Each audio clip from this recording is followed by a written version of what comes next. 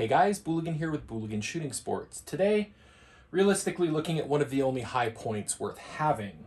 This is a high point carbine. It's just not really a normal one. It has been fitted in a High Tower Armory Bullpup kit, and of course, it's the 10mm version because it's one better than 9mm.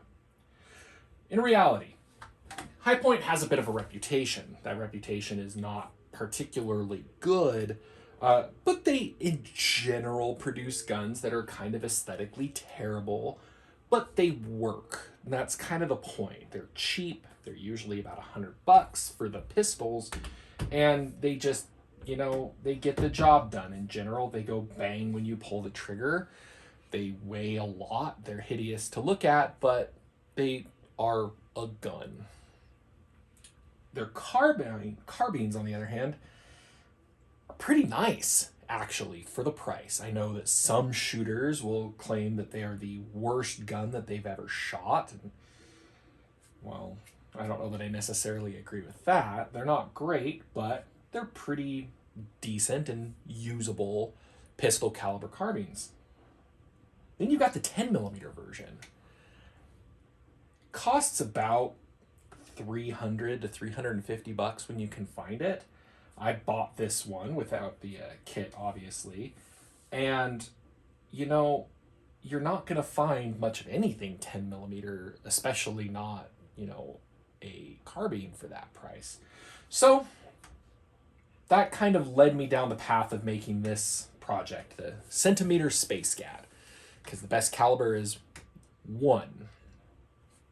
I went ahead and I ordered a High Tower Armory MBS 95 kit, which cost about another $250 or so. These things were not necessarily vaporware for a while. They just had a lot of buildup before they actually came out.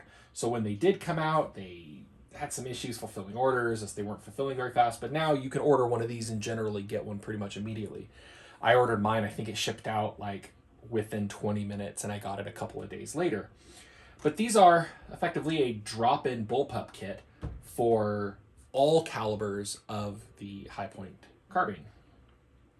They are sold by caliber, and mainly the big difference there is, I believe, the weight for the charging handle replacement. Your charging handle's up here; it's no longer on the bolt, so they put like a little weight on there since these are blowback operated, and obviously the caliber markings are on the kit itself so that you don't accidentally put the wrong caliber in your gun. The length of pull is quite long. I'll go over kind of features here a little bit. Your controls are, you have your magazine release up here. It still uses the single stack High Point magazine. For better or worse, usually for worse. These things are fine. They're functional magazines, but they only hold like 10 rounds, and that's kind of sad. You'll notice, though, this is a real fat boy magwell. And that's one of the reasons I got this, is because High Tower Armory had expressed interest in actually developing their own double stack magazine for these. I don't know if that's ever going to happen or not, so I'm going to try to design my own 3D printable double stack magazine and accompanying insert that works for this. I have no promises on whether my capabilities to design and 3D print things will actually do that, but I'm going to attempt. I'm going to attempt really hard to make that happen.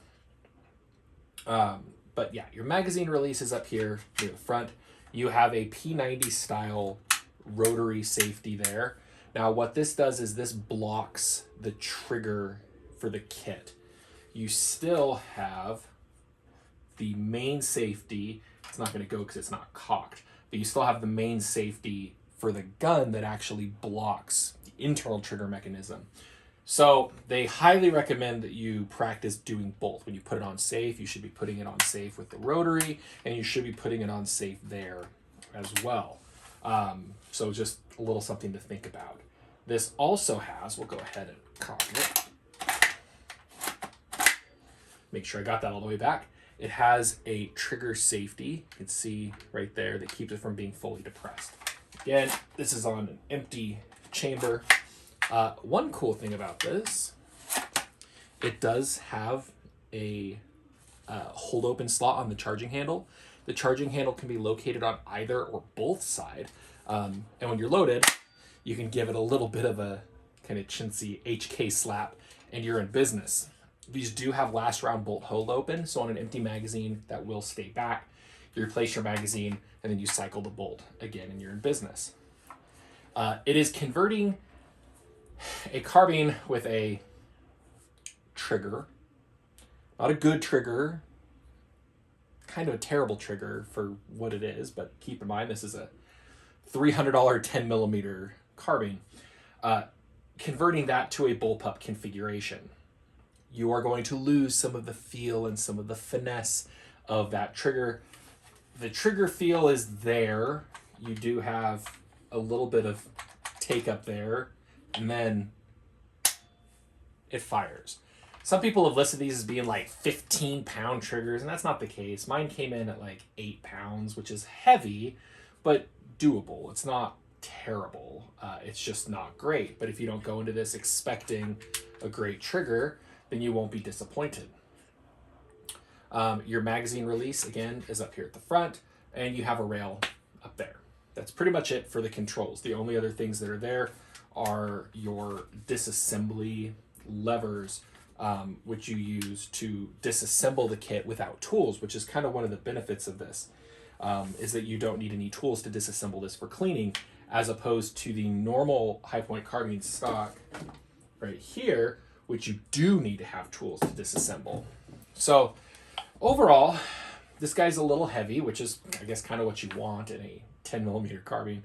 But it's comfortable to hold. It's got M-lock kind of all over the place, including down here on the stock for some reason. I don't know what I'm going to put there, but we'll find something.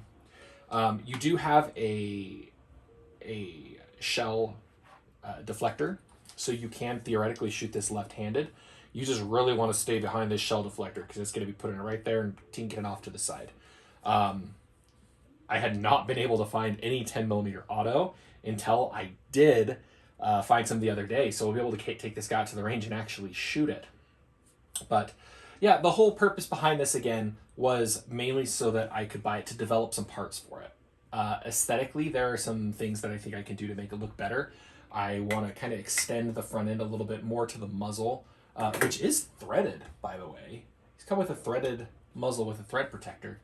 But I want to design kind of a little different front end here, and I really, really want to design that double stack magazine, because I think this gun with a double stack magazine is actually going to be quite a decent combo. There are no iron sights included with the kit, and you remove your front sight post when you install this. So I installed, for aiming, an EOTech 512, I believe. Picked this guy up. This is surplus. This is, or not surplus, but this is kind of old. Let's see what the production date is. Oh, I actually torqued that down properly. Production date on this is like sometime in the early, I think like 2007, 2008 maybe. It's old, but it works. It is probably going to suffer from, thermal shift. But this is actually my first proper EOTech, and I actually really like the thing. I love the look on it for something like this that has kind of that spacey look. It has those good spacey lines to it. So, yeah, future videos for this. I'm going to film a video probably today showing how to install this in the kit. We'll try to do, camera over the shoulder view as best as I can, but we'll kind of try to show how to install it. And then for future versions, I am going to be, like I said, working on that double stack magazine that replaces that insert, just because this with a proper full capacity magazine would really kind of be a game changer. That's one of the reasons why people don't like these a lot. One, they're high points, and high points aren't great. And two, limited magazine capacity. No one wants to buy a pistol caliber carbine that only has 10 rounds. So the ability to have more would obviously be a very, very good thing. So yeah, those are some upcoming videos that you'll see with this. You'll also see it out at the range now that we're actually able to find some ammo. I don't know about you guys, but this ammo drought seems to be drying up a little bit, and I'm actually able to find rounds for things, which is good because that means we could take some of this ridiculous stuff out to the range and get shooting, which is kind of what we're all here for. So yeah, many thanks to our supporters on the website on BooliganShootingSports.com. They're the ones that kind of allow this type of stuff to happen. And I bought everything here full price. Nothing here was sponsored or provided free of charge or anything like that. But after I bought this, I kind of teased it on Instagram, and High Tower Armory ended up having kind of a conversation with them. We might actually be doing some work hand in hand together in the future. They seem like really kind of awesome group of guys, and maybe going to try out one of their P90 kits for 1022s, and just working with them maybe on some stuff in the future. So many thanks to them for having that conversation with me, and you'll be seeing much more of this here on the channel. Thanks for watching.